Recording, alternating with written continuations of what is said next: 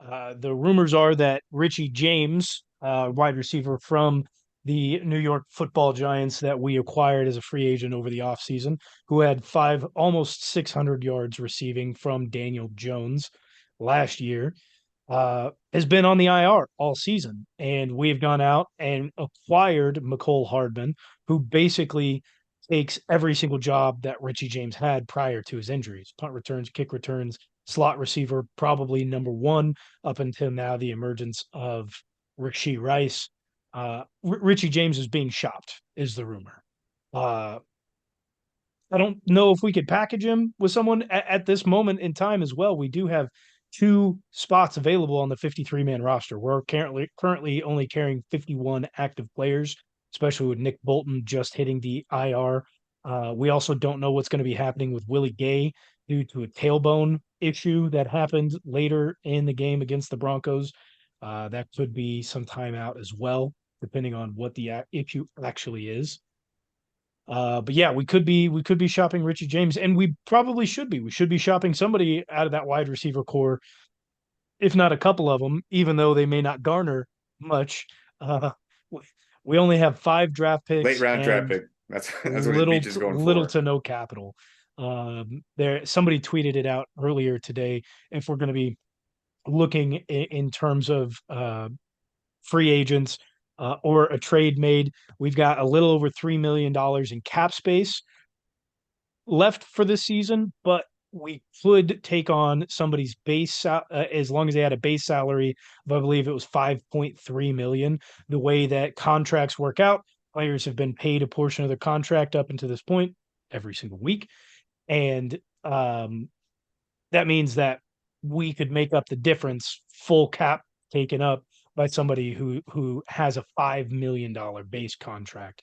If we do move around some money on Travis Kelsey's contract, we could add in another almost 4.5 million, which would put us up to about 10 million total. So then we could take somebody with a base salary of 12 to 13 million. And also at the same time, another team may be willing to eat some of that money as well. Yep. It's not always guaranteed, but it could happen mainly for cap purposes for themselves for the next year.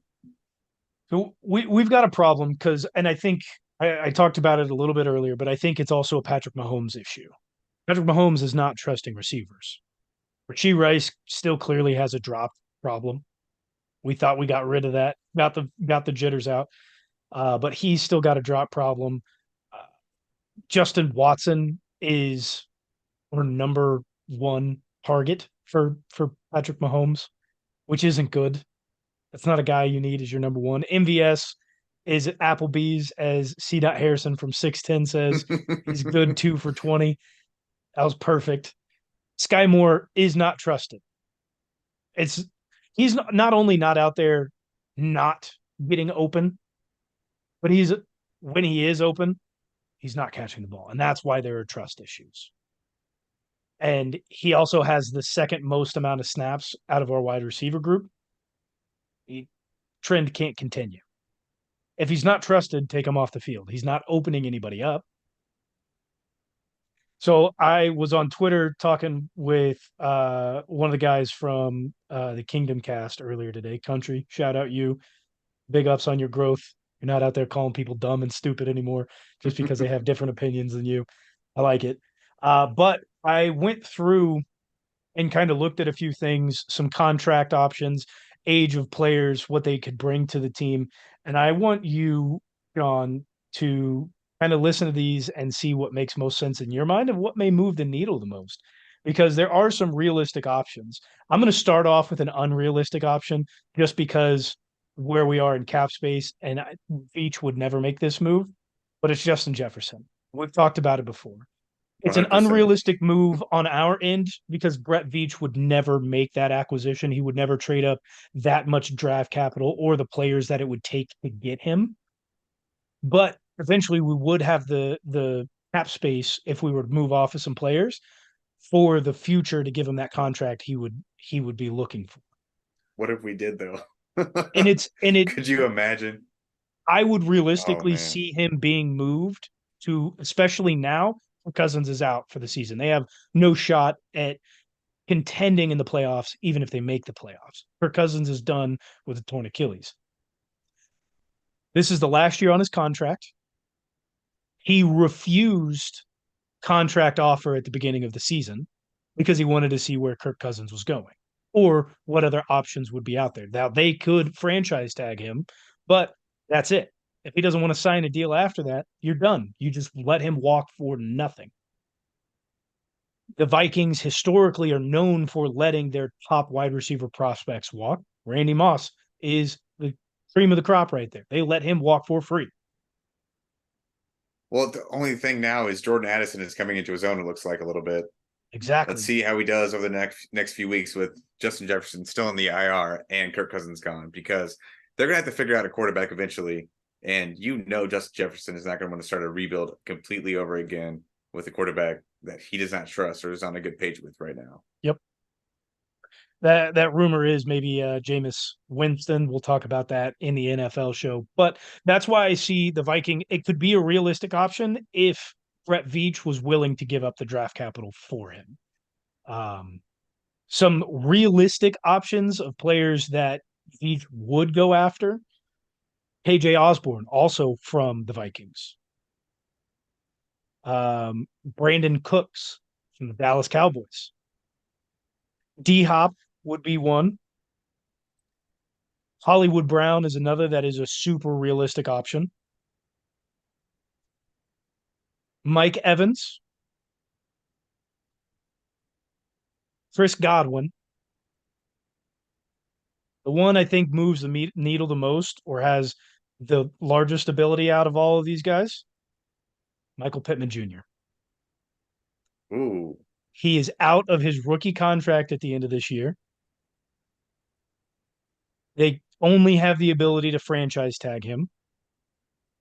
And so far, he has not agreed to any contract offers that they have provided him. And now the deadline for said contract offers is over, which is why Tennessee also will not be trading uh, Derrick Henry, because the ability to get a new contract done with players at this point in time in the season is over with. Wow. I like that list a lot. I think all the receivers bring something different to us. Mike Evans is the big playmaker that we don't have outside of Travis Kelce. Chris Godwin is the possession receiver that could get a lot, that would have great chemistry with Pat. And Michael Pittman Jr. is just a beast in general. Like whatever he does, he looks fantastic. And he has Gardner Minshew throwing him the ball. But I saw another name on a certain list earlier that would still be feasible. I don't think the other team would do it, but big needle mover here, Terry McLaurin. Ooh, so that's a good point. Now, the reason Terry McLaurin on my list wasn't on my list is where are the Kansas City Chiefs super heavy in terms of types of receiver at the moment? Definitely, but he does everything that a big receiver does as well. Now, I'm not talking about size. Terry McLaurin is a fantastic receiver, but where does Terry McLaurin 9 times out of 10 line up on the field? I completely understand, but he's He doing things, plays and that he plays the slot. if he's doing And things in those positions that other slot receivers cannot do, so you can put him at different spots on the field. I you feel can, you can, but playing him on the outside weakens him 90% of the time, which is what we need, weakens him. And that's where we need our next receiver who comes in, whether it's going to be before the trade deadline, free agency, free agency at the end of the season, or even in the upcoming draft. Whatever receiver we take has to be able to play outside. We tried to play Kadarius Toney outside, doesn't work. We tried to do it with Rashee Rice, currently doesn't understand that. We tried to do it with Justin Ross, and apparently there were issues on the practice field in which he wasn't, which is why he wasn't being put out on the field. We can't do that with Richie James. He's an inside slot player. Same thing with Sky Moore. The players that we have are all interior receivers who cannot get it done on the outside. Now, you did bring up Scary Terry, and I would like that thought. He would fit with our cap space this year if only we can move around Travis Kelsey's money in his current contract, or if we could get the commies to eat some of that contract. However, he is owed $24 million in 2024, 24 20 basically 24 million in 2025. The cap space should move, but in 2024, that would 100% guarantee that also Chris Jones is not coming back. Restructure contracts features a wizard at that. He'd figure it out. Yeah, he is a money guy. I do like that. For me, most of all, I think Michael Pittman Jr. moves that needle. He plays the outside. He can move into the slot if needed, but he plays the outside. He's a possession receiver. He can go up and get it. He's a guy who can get contested catches. He doesn't have to have this. He's much like Travis Kelsey in that aspect. He doesn't have to have a lot of separation. He's big, strong, physical, and surprisingly very quick. He would fit every single need we would need for this season as he's still on that rookie deal. And I don't think he would garner a massive contract going into, probably we would be able to offer him a 3 year deal, probably around that Juju type money, maybe a little bit more, $11+ million a year, 11 to 15, I would assume. He'd get the big bag after that contract then with us. Most definitely. If he goes with us. Most definitely. But I don't think if Veach were to make a trade, whatever trade he's making is for a player who would sign a minimum of a 3 year deal. He wouldn't be looking for that vet who's looking to take that one. That's reserved for free agents only.